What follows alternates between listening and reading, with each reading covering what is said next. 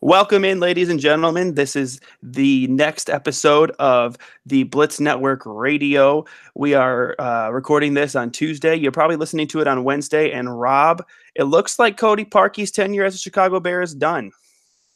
Yeah, I don't know how much I can advocate for a guy that had a missed kick that essentially ended your team's season, and then you immediately go back on national television. It's very clear the Bears weren't happy with the guy they thought was the answer at kicker. It's pretty clear, as at least as Monday showed. Yeah, that, of course, is the voice of your co-host here and editor-in-chief, Robert Zaglinski. I'm Adam Hess. And so, Rob, I think, you mentioned there the guy that the Bears hoped that would be the answer at the kicking position. Obviously, it wasn't. And then they kind of had the embarrassment of Parkey going on the Today Show. Obviously, we heard what Matt Nagy had to say about that, basically emphasizing that the team, talks about being a team, winning and losing as a team, and being a we, not a me thing, and Nagy calling that not a we thing. What were your impressions, at least, for you as a fan, as an analyst of this team? What did you take away from Parkey going on the Today Show? I thought with the Nagy, it was really telling. He clearly wasn't over the loss still. It's been over a week, and he was antsy, and there was like a little bit of like unresolved tension in his voice. And when he got to Parkey, it felt like he was trying to hold everything back in terms of criticism. Like he was trying to be as utmost of a professional, but then still essentially put him on blast with that thing you mentioned. It's a we thing that felt like a me thing in regards to the Bears culture. I can't really disagree. I know my thing with it, Adam, is there's this tendency in our ultra woke age of 2019 now, where, Parkey failed at his job, empathize with him, let's not criticize him too much. Let's do mental health, which I guess is fine, but then what's the point of sports journalism? What's the point of sports fandom if you can't criticize a guy for failing? What happened to a middle ground of, this guy sucks? Like, we can just say that. Like, to me, this whole Parkey situation it's either absolute. It's been either, death threats, which are never okay, and then let's let up on him. Like, you guys try and make a 43-yard kick, and both are really, really stupid to me. Both are really, really stupid to me. Like, hey, this guy's a bad kicker. He missed a kick, and let's not take it any further than that. But hey, he sucks. Let's just leave it there. And I think Monday was the final nail in the coffin in regards to his Bears career along those lines. Yeah, I think, when you hear Matt Nagy, when you heard him talk, I think he was kind of diplomatic about expressing how pissed off he was. And I liked seeing that out of Matt Nagy, because I think when the Bears, Matt Nagy's personality is he's forthcoming, and obviously, like with the Bears having a good season, they were having success. We saw a lot of the good side of the forthcoming Matt Nagy, but he has talked himself about having a little bit of a dark side. And while, like I said, he was diplomatic about it, he didn't come out and extremely badmouth Cody Parkey. He kind of was measured in his comments, but you could tell, like you said, he was antsy. He was kind of rocking back and forth. You could tell he's pissed off that the season ended the way it did. It ended too early, and he was definitely pissed off at the way that Cody Parkey handled it. I really think I like the way that he said it wasn't a we thing. And I think especially coming from the fan side of it and watching how the team really rallied around him for 2 days, players talking about we win and lose as a team. And I think even for the most part, most fans understand that it's not like Cody Parkey lost them the game. He scored more than half their points in that football game. He just failed to win the game when it counted. For him to then kind of make the whole situation about himself and how he's handling it, as opposed to making it about the team. And of course he did say, I feel like I let my teammates down, et cetera, et cetera. But it's such an embarrassing moment, both for him and for the Bears. And I don't really know what Cody Parkey stands to gain from doing that, because if I'm a prospective team looking at how he's handling that situation, he made it all about himself. What if I'm a teammate of a team that's going to sign him, or if I'm a general manager that's thinking about maybe bringing him in? Why would I want to bring in a guy who clearly has a selfish attitude? I mean, just imagine being Nagy, as pissed as he obviously was, learning that Parkey was going to go on the Today Show, and then like sitting in his office at Hallis Hall, just like, hands folded, just like, oh, like just cussing him out under his breath. Like I could totally see that. And to me, the whole thing, it's the timing. Like, let's say if Parkey did this in March, if Parkey did this in April, in the heart of the off season, when it's like not in the aftermath of playoff defeat, no one cares. The fact that he did it right after, I mean, dude, that is the most self-serving thing. Like, I don't know. I don't know how much more I can add to that. Like, what went through your mind? Like, or are you trying to get endorsements? Are you trying to deflect attention from your negative kick? No. If anything, that made the angry fans, that made the fans that sent veiled death threats and obvious death threats too. If anything, that just made the rabid base even angrier. It made no logical sense. I don't understand, I guess, what he stood to get out from it. Yeah, and I think too, it kind of, if I was Cody Parkey, I would want to fade into the black. I mean, if I had a moment like that, obviously he had a bad season on the whole, and he. I mean, that's what Scott Norwood did. That's right. I mean, kicker. Right, and I mean.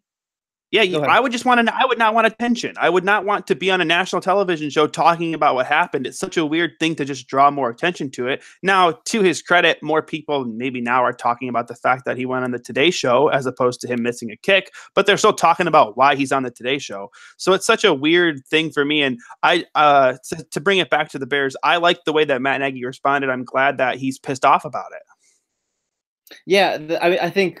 On the whole, it speaks to the kind of coach the Bears, I guess, stereotypically normally want, that the fans normally want. This is a guy that's passionate about the team. This is a guy that, and he's not just like, oh, hey, a meathead that cares about winning and losing. Like, he has an actual plan to where this doesn't happen again. Like he's already starting building the foundation back up for 2019, where the Bears are going to be a chic Super Bowl pick, and they're going to use this as motivation, and they're going to use this kind of situation as motivation. It's an excellent example of the kind of coach and motivator and leader he is. I mean, I can't emphasize that enough. That's an excellent point. Yeah, and I think as a fan, like I said, I love it that he's like that. And then I think as a teammate, as a member of this team, that what's going to happen. Not to cross this coach, and what's going to happen to people who do. And that really sets the tone moving forward. Now, speaking of the Bears being a chic Super Bowl pick for next year, Rob, obviously they're going to have to solve or find a solution to the kicker position. In your opinion, I wrote last week about how the Bears, the easy solution is to bring back Robbie Gould if he becomes available. But Matt, and then, in the press conference, Ryan Pace talked about bringing in competition. So that would kind of seem to shy away from maybe a move like Robbie Gould, because if you go out and sign a Robbie Gould or even another big name kicker, I think there are a few, potential quote unquote big name kickers that may be free agents this year. That would kind of shy away from the idea of bringing in competition. So in your estimation, Rob, what would be the better route for the Bears to do here? Should they go after a big fish like Robbie Gould, or should they maybe go the route of bringing in several undrafted or lesser known kickers and kind of picking the best of the group? Ryan Pace has diddled around entirely too much with the kicking position, and he likely cost a 12-4 team that he built from the ground up a playoff win because of it. I mean, there were other extenuating factors aside from Parkey's miss. I mean, more so too, Rob, not to cut you off, but I think if you think back to the Miami game, if Cody Parkey makes that kick, not only are we not talking about having to worry about Cody Parkey missing the playoff game kick, but we'd be talking about the Bears having just hosted a playoff game, because the Bears would have earned that first round bye after being hosted a divisional round game, because they were. Sorry, that's what I meant. Right. Sorry, that's what I meant. Yeah. So like, I don't know if I'm for the competition. Like, this general manager clearly is pretty adept at evaluating most positions aside from kicker. Like, why would I trust Pace to bring in a variety of guys for a competition when he hasn't gotten this position right in 4 years? Go get Robbie Gould. Go get one of the best kickers ever. Go get the best kicker in Bears history. Go repair that bridge and pay him and eat the money. You're a Super Bowl contender. What does it pay to go find, hey, go find this young guy? Like, when no one can even trust as to how you evaluate that position. Go get a proven guy like what I think Robbie Gould's 37 or 38 years old, a guy that you know will make that kick in the situation if it comes down to it again in a big game in January and maybe even February. I'm quite frankly tired of this carousel he's working with, and this latest major investment and failure with Parkey is kind of an indictment on that. It's kind of like it flipped my head on it. I mean, yeah. I really wish that we could bad kickers, but we can't. So go get Gold. Yeah, I agree with that. I think that is the best strategy. Like you said, that he's had such trouble with kickers, and if you're going after undrafted free agents, and let's say you just bring in a bunch of competition just for the sake of competition, you run the risk of every single one of those guys sucking. And and kind of to transition to what I was going to ask you next too, Ryan Pace did talk about being aggressive in free agency, and so doing that, I think the idea of signing Robbie Gould would represent the aggressiveness in free agency if they were to make a move of that ilk. Now, kind of transitioning from that, Pace did talk about trying to be aggressive in improving this roster in free agency. The Bears obviously right now only have $20 million in cap space. Obviously some cuts to come. Deion Sims seems like one. I think they'd get about $6 million in cap space from that. But Rob, outside of a few of the hits from last season, like Allen Robinson and Trey Burton, and to a lesser extent, maybe Taylor Gabriel, the Bears under Ryan Pace have not had the best track record in free agency. And obviously they do have some limited draft picks as well with not picking until the third round. But do you think that being aggressive in free agency is the best strategy for the Bears in this offseason? No, I think it's better for them to kind of sit pat and have more of a quiet, open market. I know a lot of people see some holes like on the right side of the offensive line, maybe cornerback depth, maybe that fully multifaceted running back. But the way this team's going to improve, the best way this team's going to improve and take the next step next year and win a playoff game and make a deep playoff run, it's internal development. I mean, it's really that simple. The Bears don't really have the space or much maneuverability to go get a sizable upgrade for a guy at any of their major positions of need, which for the fact of the matter, they don't really have like a major need, if that makes sense. They don't have like, oh, hey, like in 2016 and 2017, they needed pass rush, or in 2017, they needed a quarterback. They don't have that kind of thing. It's more of just like, oh, hey, filling in the blanks here and there. So, for me, focus on Mitch Trubisky's development. For me, focus on Anthony Miller's development, Adam Shaheen's development. Let the defense ingratiate itself with Chuck Pagano, and that's the best way to handle the entire offseason. The Bears core is more or less locked in. I mean, they're really only in a spot to lose 3, maybe 4 starters: Bryce Callahan, Bobby Massey, Kyle Long, potentially in a cut, and Adrian Amos. The rest of the team is in place. They're not in that kind of spot to go all in, to push the chips in. The days of that exciting offseason are over for a while, man. Yeah, I think I agree with you, and I'm glad you kind of brought up their unrestricted free agents there at the end, specifically Bobby Massey and Bryce Callahan, because I think the best way for the Bears to be aggressive in free agency is to not let their UFAs get to free agency. I think specifically Bobby Massey and Bryce Callahan are 2 guys that they should prioritize bringing back. Bryce Callahan obviously has some durability issues, but he was such a key player for that secondary, and obviously I think, as much as I'm a player rights guy, you can kind of use that durability issue. I hate to say against him, but that really is kind of how it will play out, and maybe try to drive that price down a little bit to get a little more favorable contract with him, potentially. So I think trying to bring him back, and then Bobby Massey just to solidify that right side of the offensive line, because he was such a solid offensive lineman for them, such a solid tackle. And it's going to be hard to address that in free agency. It's not very often you find good tackles in free agency. 2 of the biggest tackle signings from last year were Nate Solder and Eric Flowers in the Giants, and they were probably the 2 worst contracts signed in free agency last year. And on top of that, you don't have a pick till the third round. You're probably not getting a starting caliber left tackle or right tackle at that point. But to kind of circle, go ahead. Well, here's the thing with Massey. Like, I agree with you on Callahan. I think it's a non-zero chance at this point that Callahan returns. Like, he's going to be affordable. They're probably going to give him the security. It'll be probably a little bit less than he was going to get because of his durability issues, because he's never had a 16-game season. But with Massey, man, I mean, he's going to be 30 by next year.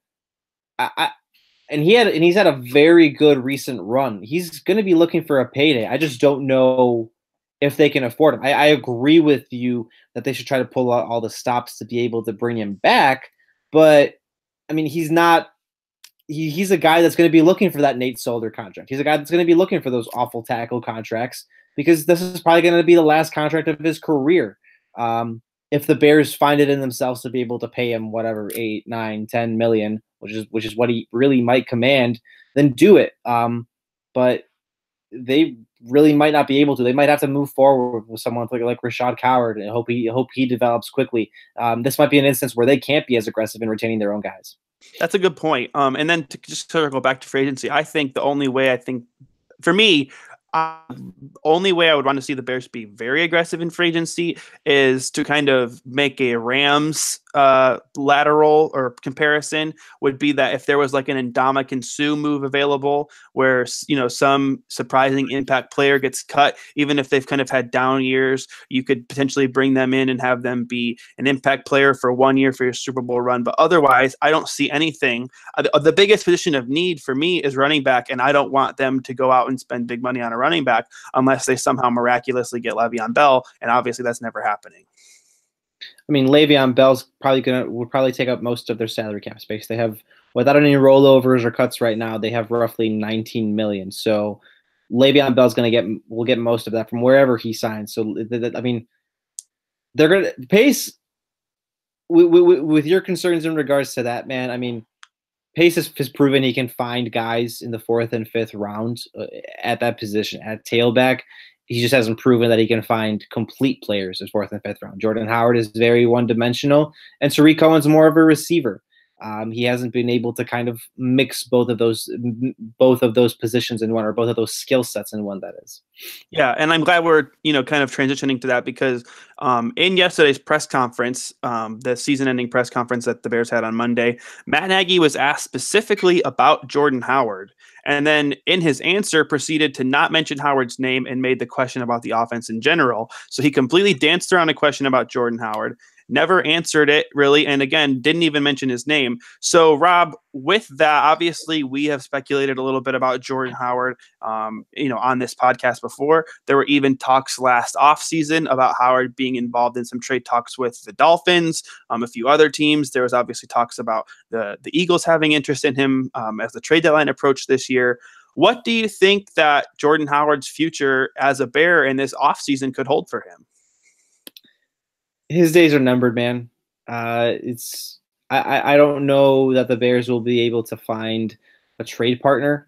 I don't know if they'll be able to find a trade partner or anything like that that's worth much of anything. I mean, I know 5th round picks are Ryan Pace's forte at this point, but Howard is a back that doesn't fit most modern offenses, and it's very clear Nagy's preparing for that.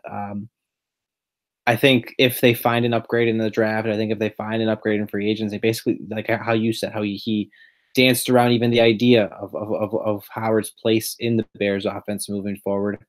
He'll just play out his contract. He'll just be like a goal line back or a guy that sits on the end of the bench through the end of his rookie year, and then, or the end of his rookie contract, that is, and hopefully catch on, and then he'll hopefully want to catch on with someone else after his deal's up in 2020.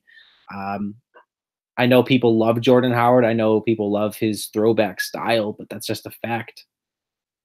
Yeah, I agree with you. And I think, so I agree with you in terms of him having to just basically play out his contract. And obviously, I don't think from the moment Matt Nagy was hired, I think that became the biggest question mark is how does Jordan Howard fit? And they legitimately tried to trade him. They did try to trade him. And then I remember people trying to trash John Mullen, one of the most trusted Bears reporters, because that was rescinded. But they absolutely tried to trade him, and that fell through. So, I mean, we can run with that as it is. I mean, that's been a lingering storyline since last March. Right. And with that, though, obviously you mentioned the end of his rookie contract. He has 1 year left, this being his 4th year. I still see a role for Jordan Howard on this team that can prove to be important. And it might be a little mental gymnastics on my part, but I think if the Bears bring in a feature back, be that through free agency, be that through the draft, which obviously there's been a host of good running backs found in the mid rounds. Obviously Tariq Cohen's one of them. There's a number of guys who've been found there, so the Bears can definitely address that. Even with their first pick in that 3rd round, I still think Jordan Howard can fit as like a 3rd running back, and I would almost call it the Taquan Mizell role, where we were all so, I wouldn't say furious, but puzzled all the time by the usage of Taquan Mizell. But I think if you kind of put Jordan Howard into that role where he's getting, limited touches, but in situations where you need a couple yards, and Matt Nagy obviously gave him the ball. I think it was like 3rd and 3 in the player playoff game. I think if you give Jordan Howard that ball, you have a lot higher chance of picking up the first down. So if you kind of use him as a 3rd back to get those tough yards, I still think there's a role for him here. It's just obviously not as the feature back. Yeah, it'd be in that way that they kind of used him down the stretch in the regular season. But my thing with that is there's a very clear, Adam, there's a very clear predictability with that. When Howard's on the field, more than likely that he's going to get the ball between the tackles on a slow zone run on a guy that doesn't run, that probably runs as fast as a 6'7", 270-pound guy like Adam Shaheen, which meaning slow. Or when Tariq Cohen's on the field, they're probably going to they're probably going to send him out on a pass or what have you.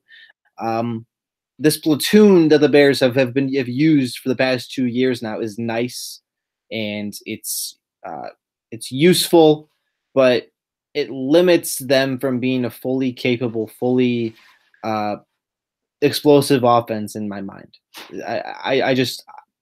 I think Howard has a role if they continue to move this way, and I think they can be successful to continue to do this, but they're not really going to evolve if they do. They're not going to take the next step if they continue to do so. It's really going to be most of the same. The only progression will come from Mitch Trubisky just being a better passer, but it'll still, the predictability will still linger. Yeah, and as we're talking about the running back position, one of the, I think, stranger moments of their season-ending press conference, but it kind of became the elephant in the room, was the talk about Kareem Hunt. And obviously Matt Nagy and Ryan Pace didn't explicitly shut the door on signing Kareem Hunt, but they did kind of, I would say, toed a company line on it. They seemed somewhat prepared to answer the questions, I would say, but it also kind of felt like they maybe wanted out of it. But after one question was asked, it just became a bunch. Do you think that there is really anything to the idea of Kareem Hunt being a Chicago Bear next year? Here's the thing about that, and I agree with you that they didn't really commit to it, or they commit to the idea of Hunt signing with the Bears. Obviously, after his incident of violence against a woman last February, they didn't commit to it, but they didn't say no either. And that's an important distinction. Teams know the message they're conveying in their press conferences. The Bears are notoriously one of the tightest-lipped teams in how they dole out coverage for media, how they give access. So when they do have these kinds of press conferences where they're as open and forthright as possible, and it's very rare, it means something when they don't say that they're not interested, or when they firmly don't take a hardline stance against it. Now, Rob, this is one thing that I thought of. Okay, now I might be wrong about this, but you would know definitely more than I would as well. Would them in a open forum like that, which obviously is being live streamed on Twitter, all over television, everyone, every radio, podcast in the world, they're ready to, kind of take quotes from that. Would there be potential backlash from the NFLPA if they were to just come out and say, we have zero interest in that player? No, because they don't have to have, the NFLPA doesn't have jurisdiction over that kind of move. You don't have to have interest in a guy that's been involved in that kind of controversial incident. You don't have to have interest in any pending free agent. Let's not pretend, first of all, that the NFLPA has any kind of backbone that they would go after the Bears for firmly saying that. But no, they don't have any. there wouldn't be any penalties for it. The Bears could have absolutely shut down the idea and had no consequences from it, and they didn't. And they didn't. Yeah, I think, that was kind of interesting. And I think what struck me the most was, like I said, I didn't necessarily get the impression that the Bears wanted to keep talking about it. Obviously, once they did talk about it, more and more questions came. But I found it interesting how open Matt Nagy was to discussing his relationship with Kareem Hunt, even offering up the fact that they had talked last week. Now, he did stress that it was strictly a personal call. But to me, I don't know if I'd call it a red flag, but if you're going to entertain the idea of the Bears signing Kareem Hunt, I think that Matt Nagy talking to Kareem Hunt, he said it was about a week ago. That'd be right after their playoff game as the season ends. Does that not kind of, isn't that kind of a big blinking red arrow? Like, hey, there is some credence to this. Absolutely. Nagy's relationship with Hunt is the part that people really attach themselves to. Nagy's relationship with Hunt is the reason that the Bears, in my mind, are likely going to pursue him as I'm sure we're going to touch on it in a second, as ill-advised as that decision would be. The fact that Nagy still has that kind of connection and that kind of mentorship with a player that he used to coordinate, that he knows very well and likely helped scout, help the Chiefs scout and eventually draft, it means something. Nagy talked endlessly about the idea of second chances, and he had a whole separate diatribe about how he's a guy that believes in second chances. It's, again, Hunt is a very, very real possibility.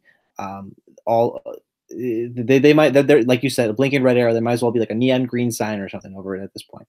Yeah, and I think, to an extent, I can see where, to me, it does seem like Matt Nagy's a genuinely good guy. So maybe he does just care about the person. And he did say he does not believe in third chances, which I don't know if you would maybe consider what Kareem Hunt got, with him being able to even be on the roster in Kansas City a second chance. But he did say he learned from Coach Andy Reid to not give third chances. So I think, I can definitely walk away from that and still think that I don't believe there's an opportunity for the Bears or a chance that the Bears are going to go after Kareem Hunt, and that Matt Nagy was just answering questions and just being, the forthright kind of person he is. And maybe a little bit standing for a guy that he clearly, I think he cares about him, and I don't think he'd be wrong to care about, a person he was close with and worked with for a year, in Kansas City. But at the same time, I still think with the Ray McDonald situation and the fact that anything like that, it would have to, in order for that to happen, it would have to earn Matt Nagy's endorsement. He would obviously have to be the driving factor in doing so.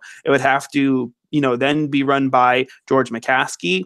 And from what we know about what happened with the Ray McDonald situation a few years ago, it would have to be run by Virginia McCaskey as well. And, I've been told that Virginia McCaskey was not happy with the idea of doing it in the first place. And then after the Ray McDonald situation blew up in their face, she was really pissed off. So I don't necessarily see that.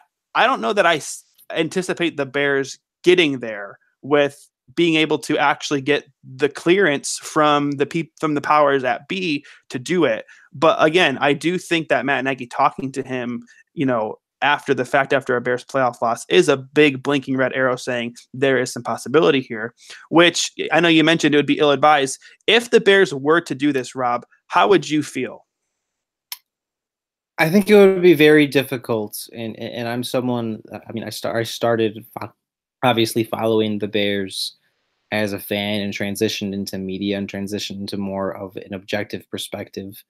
I think it would be very difficult to reconcile with any emotional investment that is left over in what the Bears are as a team. And I know a lot of people don't agree with the fact that sports should reflect society or shouldn't reflect society, but they do. They are a prism of everything that's wrong and everything that's right with our world. And when incidents like what Hunt had with the violence against a woman happen, and you bring him back into the league and you validate that is an indirect, however you want to characterize it.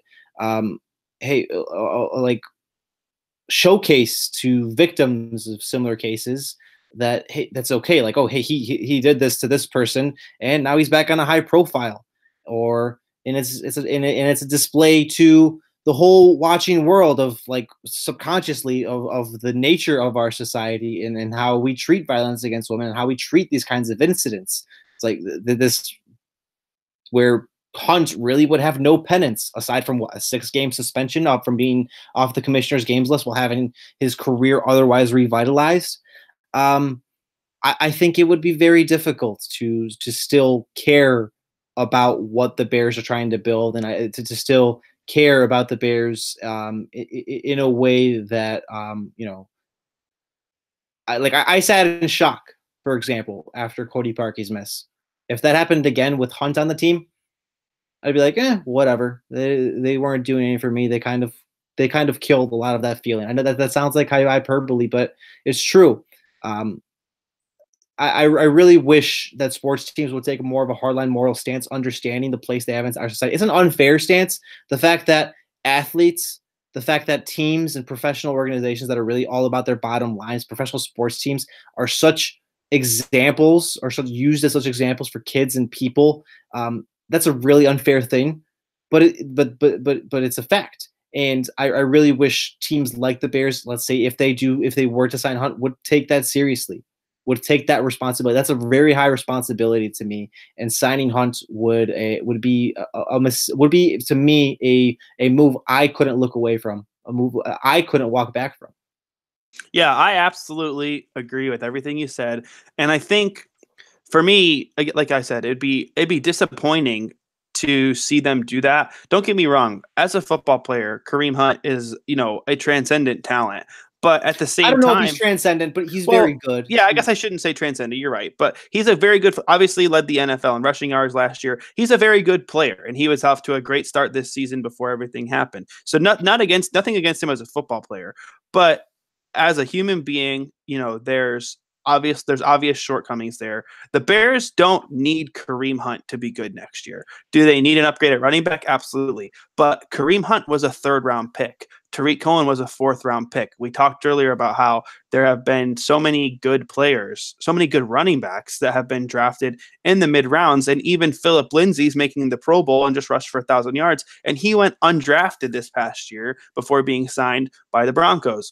So there are options available to you to find a feature back and a solution at the running back position without having to, I wouldn't say sell your soul, I wouldn't go that far, but to make a decision like this that would clearly be controversial, clearly be problematic, and would harm a good portion of your fan base. And like you just mentioned, it would put a bad taste in the mouths of a lot of people and make it difficult for a lot of people to continue to support the team when, like I said, I do think running back is a position of need. Kareem Hunt's a good player. It doesn't take an idiot to put the puzzle together of the potential fit of Kareem Hunt signing with the Bears, but it's so unnecessary for the Bears to make a move like this when there are dozens of other ways they could go about trying to find the solution to this running back position. I would be very disappointed if we were to see that happen. I've been reverberating it ever since you said it to me yesterday. I even wrote it in a column that I posted today. It's actually should post in a few minutes at this point after we're recording this at night. Second chances in life and any opportunity, they're not deserved. They're given. Kareem Hunt doesn't deserve a second chance. He's probably going to be given a second chance, but he doesn't deserve it just because out of the principle of that. And that goes for anybody. If you make a mistake, Adam, at work, you don't deserve a second chance, but more than likely your boss is going to give it to you out of some kind of, he feels bad for you, or, oh, hey, you're a human, you make mistakes. If I make a mistake in anything, it'll be the same kind of thing. We really have to get away from that kind of conversation where, oh, hey, it's a privilege to do especially for Hunt. It's a privilege to be able to play on such a high platform, to be able to make millions of dollars. I'm as pro player as it gets, but not in incidents like this. It's a privilege to get to that stage and to be a star athlete. If you mess up, you better hope someone just snatches you up. And instead of, oh, hey, let's see he made a mistake here. Oh, hey, let's take this delicately. No. That's not how it works. Yeah, I absolutely agree. And like you said, I sent it to you yesterday.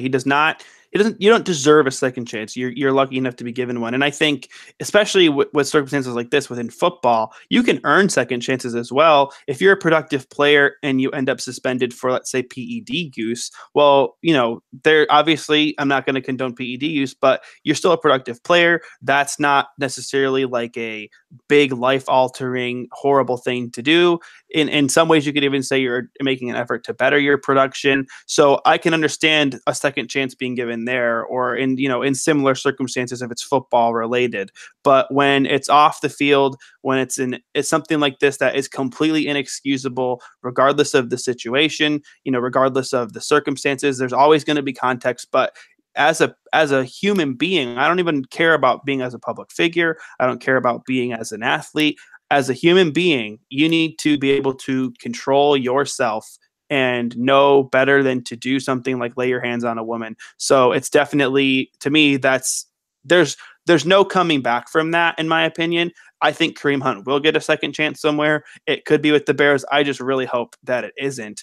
And I mean, any team that's going to give it to him is going to hedge their bet. They're going to give themselves lots of outs. But I think the NFL, as harsh as this is to say, I think any NFL team is better off without Kareem Hunt. Even though he's a good player, you can find running backs elsewhere. And we've talked about running back not being a very important position anymore. So I think that it's better off if he is not given the second, if you just avoid not giving him that chance and, giving yourself. I mean, he's going to be back in the league. He's going to be back in the league. From a PR perspective, from a human being's perspective, like you just put it, I just hope it's not with the Bears. But he's absolutely going to be back in the league because that's how this works. Yeah, absolutely. Well, let's transition to let's kind of get out of this somber tone. Let's go back to some, I guess there's good and bad news to what we're going to transition to here. So obviously the Bears lose Vic Fangio as head coach last week. No. Hired by the Denver Broncos as their head coach. The Bears were in the market. So sad. Yeah. Okay, Rob, you know what?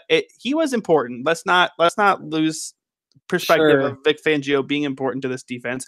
But at the same time, I think the Bears did a very good job. They were in the market for a defensive coordinator for all of about 48 hours and landed on who I thought, with Todd Bowles having gone to Tampa Bay, I thought the best available candidate was Chuck Pagano. Obviously, they land him. I think that this is a very good hire for them. I think it's going to be an easy transition, and I like the aggressive mentality. And obviously, there's been loads of Twitter threads and people breaking down the different ways Pagano attacks offenses and the way he likes to stunt rushers, things like that. So, Rob, what do you expect from Pagano? And what do you make of this hire? I love it personally, and that's not just me saying, "Oh, hey, that the Bears signed a guy like, oh, hey, he's not Fangio." Me being a noted Fangio critic, I think Pagano is the perfect adaptation of what Fangio likes to do with his defense. Pagano's also a secondary guy, just like Fangio is, and matching coverages. But Pagano is far more aggressive. Pagano has more of an emphasis on changing up pressures, on sending extra rushers every now and then, on being aggressive, on having his defensive players consistently on their toes and on the attack and on the prowl, more of a closing finish, more of a closing mentality. I questioned that a lot off of the part of Fangio. I questioned that, and that wasn't just this year. That was often. I think Fangio, in his contrast from Pagano, is a guy that's more or less designed to his mandate is that he's trying to get the absolute best out of his players to a certain point to make them competent. It took him having the best talent the Bears have ever had in 30 years to finally have like the defense that everyone said he was going to have when he was first hired in 2015. I think the difference with him and a guy like Pagano can take the Bears past that competent point. I really do think so. I think his defensive scheme, the emphasis that he has, that's going to allow Khalil Mack to more consistently get after the quarterback. That's going to create consistent amount of quarterback pressures and sacks for a great blitzer like Roquan Smith. The Bears being built so well up front having probably the best front seven in football, maybe at least a top three. Pagano is the perfect guy to take them to the next level, is the perfect guy to take them past that merely competent point. It was very difficult to fail with the talent the Bears had this year, if that makes sense. Yeah, I absolutely agree with you. And I think, when I look at Chuck Pagano's track record, obviously his time in Indy, I think a lot of people look back on it and judge it in terms of what the end result was. And I think that he was obviously handicapped by Ryan Grigson, who was one of the worst general managers in football, probably one of the worst general managers in the history of the NFL. And he never really got the chance to have a roster built by Chris Ballard, who seems to have done a good job since then, or since taking over that spot in Indianapolis. I live in Indianapolis, so when the Bears hired Chuck Pagano, I got a lot of crap at work. A lot of my coworkers were coming at me kind of laughing, and I said, I think this is a great hire. I agree with everything that you just said in terms of the approach he has. But I really look back at the Baltimore year, which I know a lot of people do, 2011 when he was in Baltimore. And that's the last time he had a defense with the kind of talent that the Bears have, obviously. And the parallels are kind of spooky almost in terms of Ray Lewis and Roquan Smith and Terrell Suggs and Khalil Mack, which, I mean, all respect to Terrell Suggs, and he even was the defensive player of the year that year, but I think Khalil Mack is a way better player than Terrell Suggs, ever was at any point in his career. And again, that's not even a slight on Terrell Suggs. It's just how good Khalil Mack is. And then, of course, Ed Reed and Eddie Jackson. So when you look at those parallels and what he did with that defense and how good they were, it really amps me up to have that Pagano approach with this kind of talent. And I love that it basically is a seamless transition for Nagy in terms of not having to hover over the defense and kind of have the same approach he did to the team with how he let Fangio kind of do his thing. It's almost like Pagano's going to be defensive head coach. Yeah. I think the transition with Pagano will be most interesting. I remember, I think when Pagano's official notice of, or rather Fangio's notice of leaving for Denver, and how immediately guys like Prince Amukamara and Nakeem Hicks and Kyle Fuller and such reacted on Twitter, that's going to be his greatest challenge. It's going to be winning back the respect of guys that saw Fangio almost like a father figure, that almost saw him like a mentor, a valued mentor that helped them grow not only as players but as men, as husbands and brothers and what have you, and fathers. So like I really think he had that kind of relationship. I mean, you often got that sense whenever they would speak about him being an evil mastermind. There was more to it than that. That's going to be Pagano's biggest challenge. That's going to be Pagano's being able to quickly resonate with them, being able to quickly win over his guys. Like you were saying, how some of your friends from Indiana lamented him, especially at the end. But Pagano's a player's coach. That shouldn't be too big of a obstacle for him. He's a guy that's commanded respect wherever he's been. He's a guy that immediately faced such adversity his first season in Indianapolis in 2012 that, like, what's winning over a couple of some all pros, a very talented defense? What kind of challenge that is that to him? It's almost meaningless in comparison to fighting through cancer, to getting back on the field and being there for your family. It can't compare. Yeah, and Pagano obviously is also a guy who, I talked about 2011 in Baltimore. That team went to the AFC Championship game, even with Joe Flacco as their quarterback, and then he even led the Colts with not a lot of good talent on that defensive side of the football, led that team to an above-average defense, and they appeared in the AFC Championship game with Pagano at the helm. So he's been there and done that with the playoffs. He is a guy who brings playoff experience as well, so I like that as well. Do you think, Rob, there's any risk? Obviously, Pagano was a head coach, even got head coaching interviews, I should say, this offseason with the Packers and the Broncos, and I think maybe one other team. Do you think there's any risk for the Bears in terms of Pagano maybe being a one and done? He's here today and then gone next year because he might get a head coach job if he does a good job with this team? With Pagano, Yes. I think you wait at least a year or two. I think the Bears would have to have a transcendent defense. I think he's in it for at least a year or so. It took Fangio a while to even be able to finally break through and get that long coveted head coaching job he wanted. And many people thought he did a fantastic job in 2017. I disagree, obviously, but many people did think so. Did think he should have gotten that kind of job last year.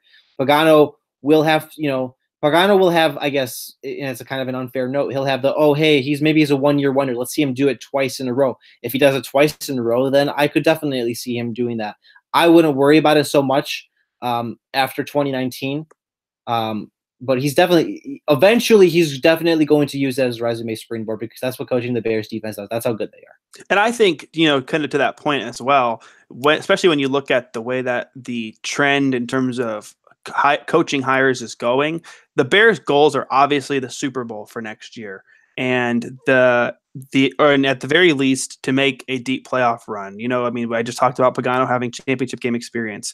And so you look at how teams have handled these breakdowns. Obviously, the Bears last year made the first hire of Matt Nagy. They were the first team to hire a head coach. They did that the day after, or 2 days after, I guess, the wild card round of the playoffs. And then obviously, Vic Fangio gets hired, shortly after the wild card round of the playoffs. If the Bears were still in the playoffs, I have serious doubts that Fangio even gets that job, because he wouldn't be available. So if the Bears do make a playoff run next year and Pagano's not even available to take a job until the end of the playoffs, I think that some teams that would maybe even have interest might get a little antsy and just say, we're going to have to go with somebody else. And, it'll get to that point, especially when you consider the cautionary tales of some of the teams that have waited for head coaches, especially the Colts themselves waiting for Josh McDaniels last year.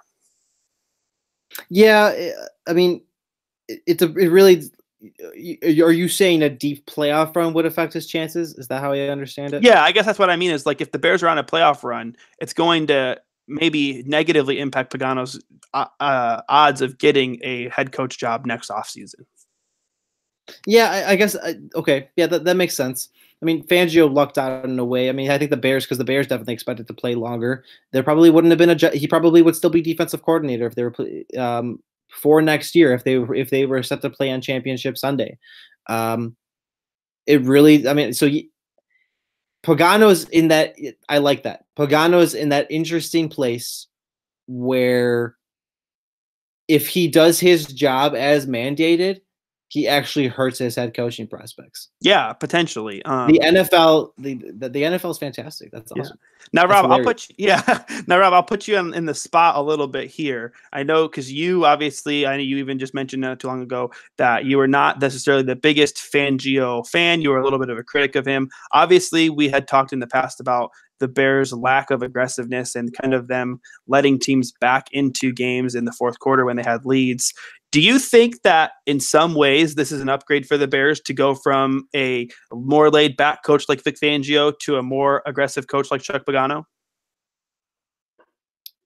Do I think that will hurt them? No, do you think that that's an advantage? Do you think they're improving this defense by losing their defensive coordinator that just led them to the #1 defensive football, but upgrading? I shouldn't say upgrading, but going to a more aggressive team. Oh man, when you're serving me up softballs right now, of course I knocked that out of the park, dude.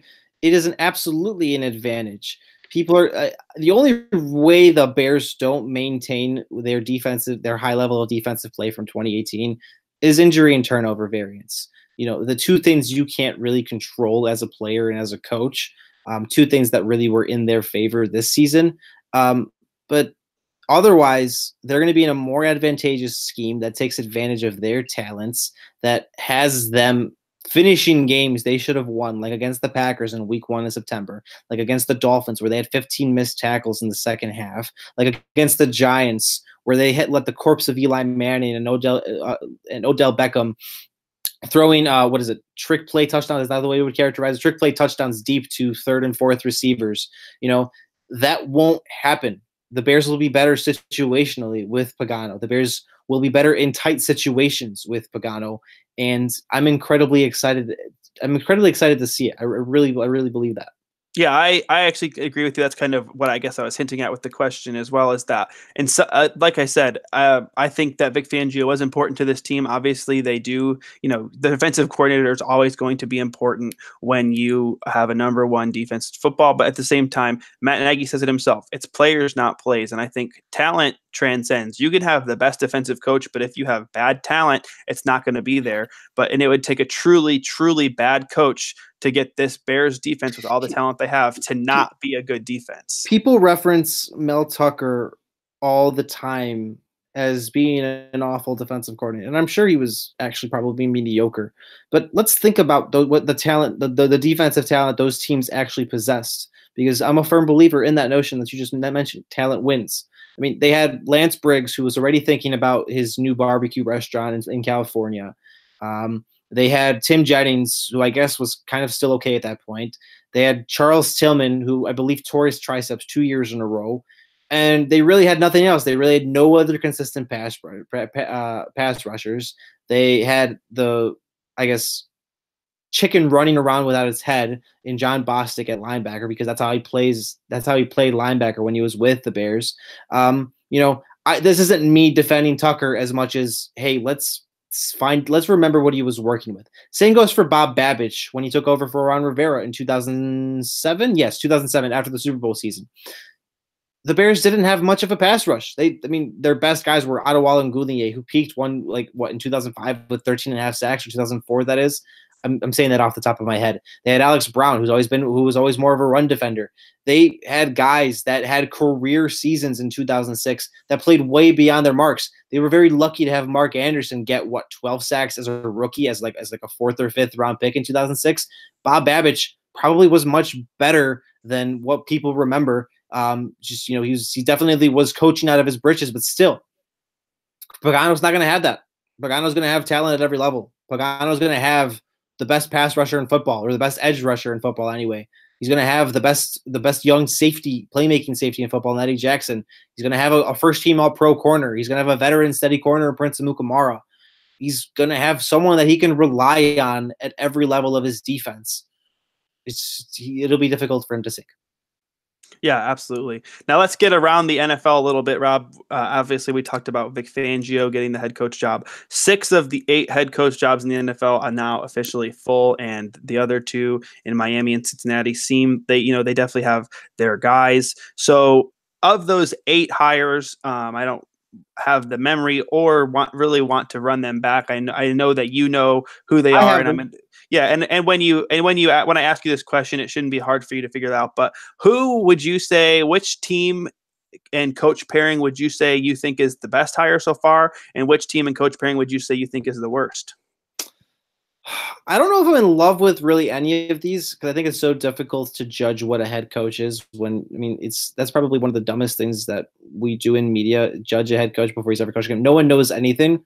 Doug Peterson was called the worst hire by some media person. I don't remember. I think it was USA Today. I don't remember who it was, but it was USA Today. They called him the worst head coach in football, and then he goes and wins the Super Bowl. So it's difficult to really say so. But right, so this is our opportunity to dunk on ourselves. Absolutely. In 3 years. Okay, so probably my favorite hire, Freddie Kitchens, the Browns.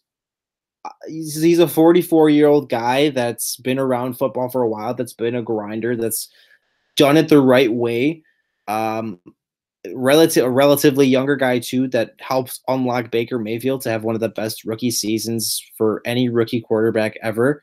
I think he's the perfect guy to turn the Browns into tongue twisting.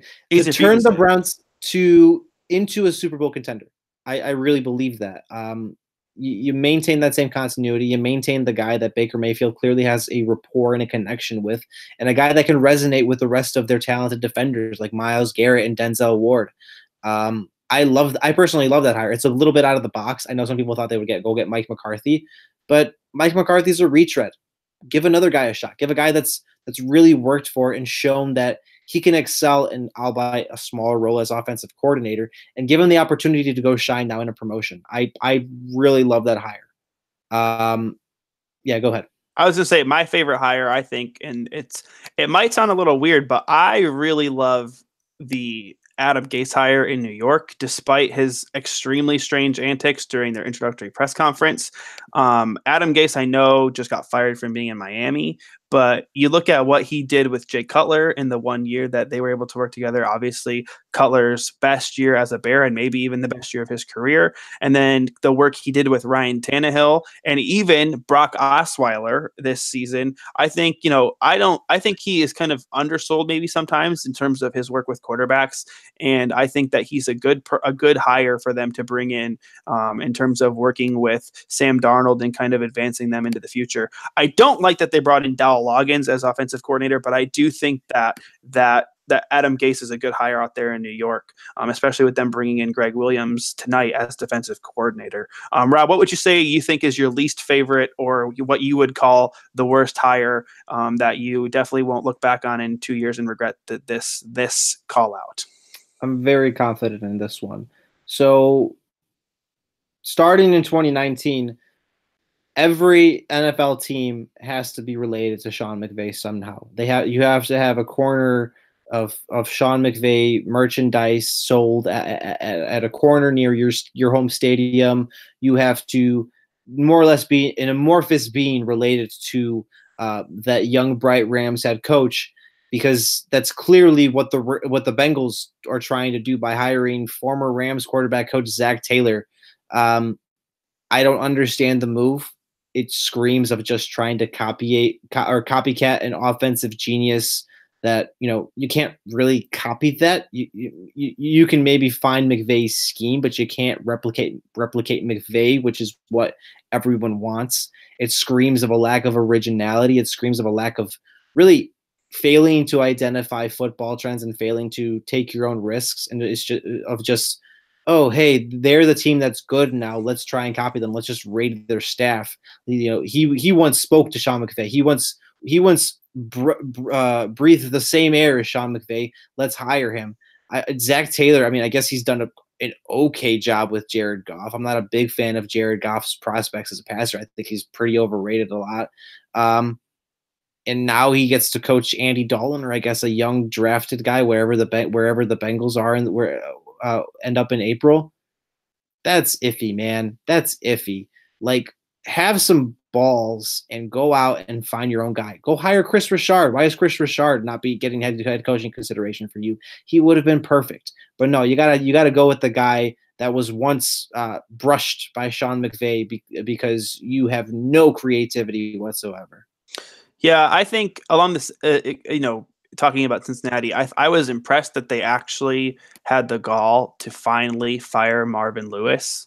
But I actually have a different pick, but I do agree with you in terms of Zach Taylor not being a good pick.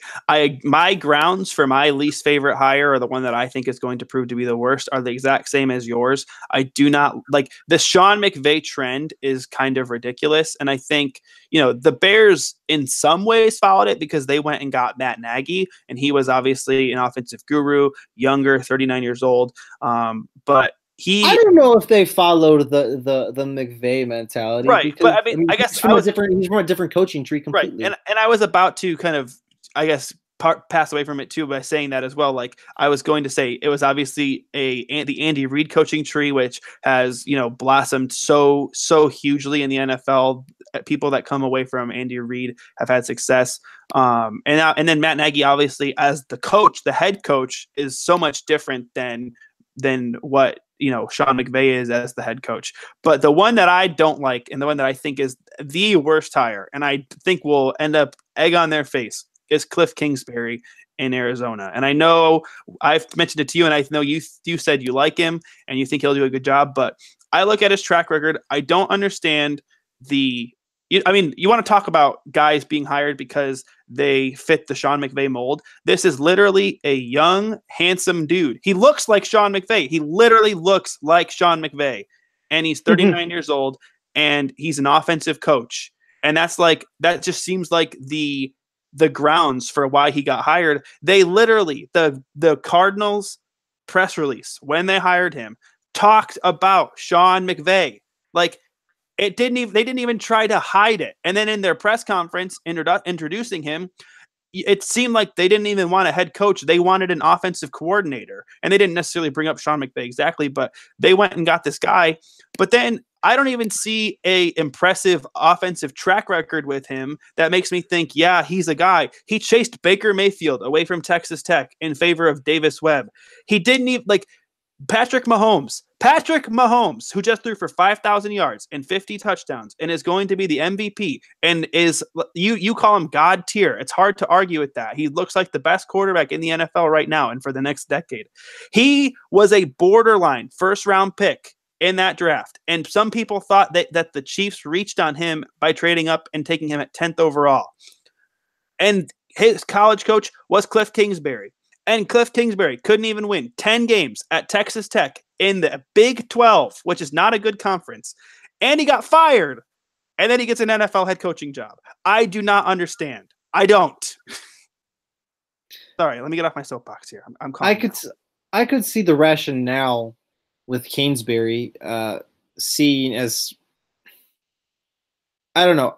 I like his offensive scheme. I like if he can somehow translate the air raid that Mahomes once thrived in, that could pay off with fantastic dividends for Josh Rosen, who I'm a big fan of. But yeah, I mean, I otherwise agree with you that also screamed of, oh, hey, we need a guy to develop with our young quarterback, but we're not really going to take our search beyond the guy that maybe once coached Pat Mahomes for like a couple of years. And I think my question too, and I don't know if this was even a possibility, but obviously Bruce Arians retired last year, was the Cardinals head coach, and then comes out of retirement and is in Tampa Bay now. But if he was wanting to come out of retirement, was there never a point? I mean, unless he was just completely unwilling to go back to Arizona, I'm pretty sure he was still technically under contract with Arizona because I think they had to work out some compensation with Tampa Bay in terms of him going over there. Was there never a time where they said, hey, this guy's really good with quarterbacks. We have a young quarterback. Maybe we should see if he'd consider coming back to us. Like, I mean, obviously, I don't know that you can answer that question, but to me, that'd be my first priority. Is if you're hearing that Bruce Arians is interested in NFL jobs, why would you not call up and say, hey, would you consider coming back at least? And if they did do that and he said no, then fine. But it's crazy to me to hire Cliff Kingsbury. Has that ever happened where a guy retired and then came back to the same team after coaching? I don't know if that's. I think most guys retire because they're like exhausted or drained or whatever, and if they do come back. They go elsewhere. They go elsewhere. They want a change of scenery. I don't know if that's ever happened. So I don't know if I agree with that line of thinking. But yeah, I guess I mean maybe it is a weird line of thinking, but I don't like it. I would honestly have preferred. I mean, I know we just basically shit on Zach Taylor, but I think Zach Taylor would be a better hire for the Cardinals than Cliff Kingsbury. Chris Richard should have been. Oh my God, Chris Richard should have got a job. He was actually my pick. I mean, I didn't include him in the piece I wrote about defensive coordinators, mostly because I didn't think I don't think the Cowboys are going to let him go, and the Bears would have to have gotten permission to make that move. He would have been my number one person for defensive coordinator had he been available. I wouldn't have been mad if the Bears needed a head coach this year and they hired Richard as a coach. But alas, what are you going to do? The NFL and its obviously colluded hiring practices. What are you going to do? Another big NFL story lately, Rob, and I know we've talked a little bit about it, but the Antonio Brown saga in Pittsburgh. What a weird situation. Their owner literally comes out and says it's hard to envision Antonio Brown, the best wide receiver in a generation, playing for their team next year. And don't get me wrong, I know Antonio Brown has a little bit of diva about him, but how strange is this situation? And I know we don't have any inside information, but as an outsider, I think it's kind of a refreshing perspective as well. What do you make of that situation? Antonio Brown is the greatest Steeler ever. Full stop. I mean, outside of maybe Joe Green, he's the greatest. What about Franco Harris, my friend? Okay, stop. Antonio Brown is the greatest Steeler ever outside of Joe Green. I mean, Joe Green was like the guy that was the face of their renaissance in the 70s. And I'm so in love with the fact that they're going to trade him away because he finally had the gall to criticize Ben Roethlisberger. I mean, I think Antonio Brown is obviously a diva. I think there's some baggage there of whether, you have to consider whether you can control him and whether he's worth it. And you know how you reconcile with that when he's catching 50-yard bombs effortlessly, when he's breaking receiving records, when he's on pace to be, he's truly the best receiver since Jerry freaking Rice, and the Steelers, a franchise that I am not a fan of, are going to trade him because he wanted to hold a quarterback that never holds himself accountable and always points fingers at teammates. That to me, man, is so damn hilarious. And I hope they do it. And I hope it's not to an NFC team. Yeah, I agree. And I think, I thought it was kind of weird that I think it was Mark Potash of the Sun-Times that he kind of asked about it in a roundabout way. And it was kind of laughed off. I don't see a fit for the Bears at all. Obviously they don't even have the money for it. So it's not like we're going to talk about the Bears thing, but Antonio Brown has a $20 million cap hit. The Bears have 19 million cap space before any cuts.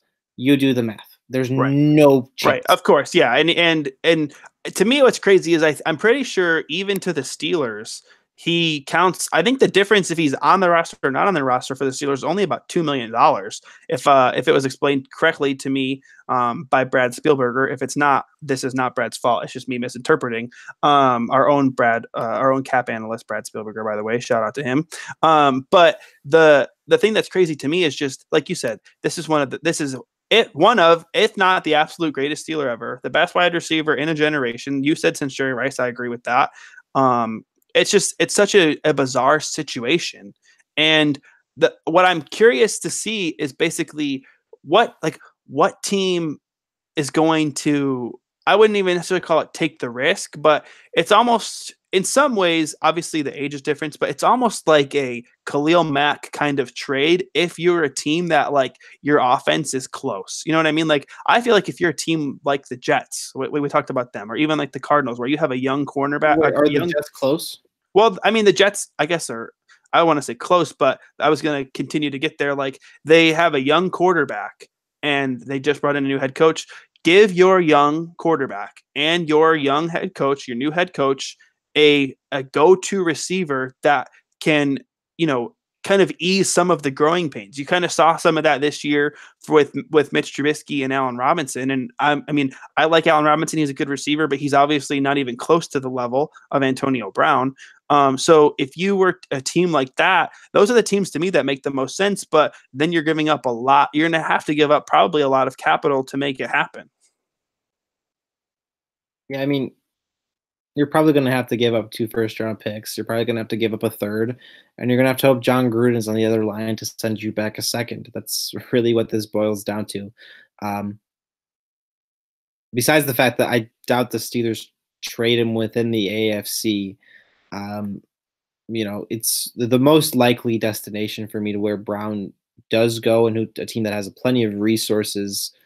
It'd be the 49ers, dude. I like that. I see that. It's fitting because, Jerry Rice played there, made a legacy there, made the greatest receiver legacy there, and Brown can continue it and perhaps even surpass it as long as he stays healthy for another decade, which is possible considering how he trains and how he maintains his body. I would love Brown in the maroon and gold. I wouldn't love him being in the NFC and probably turning the 49ers into a contender, but I enjoy watching football. So, yeah. All right, then let's just wrap this up here, Rob. Let's kind of wind it down here. What are your playoff picks for the coming weekend? Obviously, we have Chiefs and Patriots and Saints and Eagles. So I'm going to ask you, I guess, kind of 2 questions. Rams. Sorry, wow, big time screw up there. Saints and Rams. You're right. The Eagles are that much in your head. They're that much. Nick Foles magic is continuing on in my brain. Just kidding. I was very glad to see them lose. But yeah, Saints and Rams. Sorry for the mix up there. And then, like I said, Patriots and Chiefs. So what are you rooting for to happen? I guess basically, what's your preferred Super Bowl outcome? But what do you predict actually happens? I want Saints Chiefs. I like Drew Brees. I like Michael Thomas. I like Cameron Jordan. They are my Bayou Sons. And I would really like for them to play in the Super Bowl. I think they play an exciting brand of football. I think it's very high energy. It's very balanced. And I'm really kind of surprised that the Saints don't have a second Super Bowl, but this will be their opportunity to get one. And I think, like most of America, I want that God tier quarterback to play. I want the second coming of of Don't say Dan Brett Favre. Marino, Don't say Brett Favre. Dan Marino, Aaron Rodgers, and Brett Favre all in one. All in one. I want Pat Mahomes to play in the Super Bowl. I want him and Travis Kelce and Tyreek Hill to play and put up offensive fireworks. I want to see those curveballs. I want to see like Angelina Jolie is instructing him to curve the ball around defenders, around offensive linemen. Like Chiefs Saints would be so aesthetically pleasing. It would be, to me, one of the most exciting Super Bowls in a long time, at least on paper. And then as far as what probably will happen, I think Saints Chiefs is a realistic possibility. I think. Is that your prediction, though? Yeah. I know the mythos of the Patriots was reinstated by their dominant win over the Chargers, to say the least. But going into Arrowhead is a different thing. Going into having to play on the road with their still mediocre defense against a quarterback that can negate a lot of what Bill Belichick wants to do defensively and wants to, and keep up with the Patriots in a shootout. Pat Mahomes is the ultimate trump card. I just can't. I wouldn't be surprised, obviously, but I don't see the Patriots overcoming the Chiefs on the road. I think the Chiefs enjoy their best season since 1967 when they won the Super Bowl IV. I think it's really been that long. I don't know the exact year, but it was the 60s. And then with the Saints, I mean, Sean Payton's a better coach than Sean McVay. The Saints are a more balanced team than that of the Rams. They have the better quarterback, and they're playing the Superdome, which is an even better home field advantage than Arrowhead Stadium. That might be an instant classic in itself, but I think it probably plays out in the same way as it did to like a mid-November matchup. It was like week 10 or week 11 where the Saints went up big and then the Rams came back and the Saints eventually pulled away. The Saints are just better. Give me Chiefs Saints, and in terms of a preference and in terms of what I think will happen. Yeah, I agree with that as a preference. I definitely think that that's my preferred matchup. I've seen a lot of people say that they would like to see Rams Chiefs again because of their Monday Night Football classic. But I'll be honest with you, I'm not gonna say that I'm like some defensive football purist, but that I felt like that game was kind of sloppy, and as exciting as it was, I don't want to see just like a crazy game like that. I don't know if my heart could even handle that in the Super Bowl to begin with. So I would just like to see the two most complete teams, in my opinion, that remain in football are obviously the Chiefs and the Saints. And I think that those two teams playing in the Super Bowl is my preferred outcome. Sorry, go ahead. I don't know if the Chiefs are the most. I think the Patriots are probably more complete than the Chiefs, but I don't know. I agree with your overall sentiment. The Chiefs defense. Well, I should say this: when the Chiefs play at home, they're one of the most complete teams. Okay, but the same thing kind of goes for the Patriots. Both teams had such weird years where at home they're such forces, but on the road they were not great. You may have to correct me if I'm wrong here, but I'm pretty sure the Patriots went undefeated at home this year, which means they were 4-4 on the road. That's kind of insane to go 12-4 when you go 8-0 at home. And I don't think the Chiefs did the same thing. They obviously lost to the Chargers at one point, but so I don't remember their exact record. But they were a much better team at home too, and their defense played much better at home. Again, I don't remember seeing the specific stats. The thing about this, and I know you mentioned the specter of the Patriots and the specter of Belichick and Tom Brady, it seems like too perfect of a storm for the Chiefs to actually beat the Patriots, if that makes sense. Like the Patriots haven't won at Arrowhead in a really long time. I hate you so much. The Patriots were bad on the road this year, and the Chiefs were good at home this year. And on top of that, I hate to bring it up, but the Chiefs, they always, to me, I know you mentioned Pat Mahomes' ultimate trump card, but a home playoff game for the Chiefs just always feels like the other shoe is waiting to drop. And I'm never podcasting with you again. I want the Chiefs to win so bad. And I'm going to say my official prediction is the Chiefs winning this football game because I don't, even as I say all that, I cannot stomach picking the Patriots, but I will just say it's too perfect of a storm for the Patriots to end up winning this game. I'm sorry. I'm sorry. I'm never speaking to you again. And on that note, we've gone a little over, I think, our intended time here, Rob. So, yeah, for the last time, apparently, this has been the Blitz Network Radio. That's Robert Zaglinski, our editor-in-chief here at the Blitz Network. Follow him on Twitter at Robert Zaglinski. I'm Adam Hess, lead multimedia producer. You can follow me at _Adam Hess. Follow the Blitz Network at the BlitzNet. Rob, do you have a parting shot? I love you. I love the Chiefs, at least in the context of this playoffs, and I hope the Patriots burn. That's Amen. Amen, brother. That's my spiel. That's my spiel. Yeah.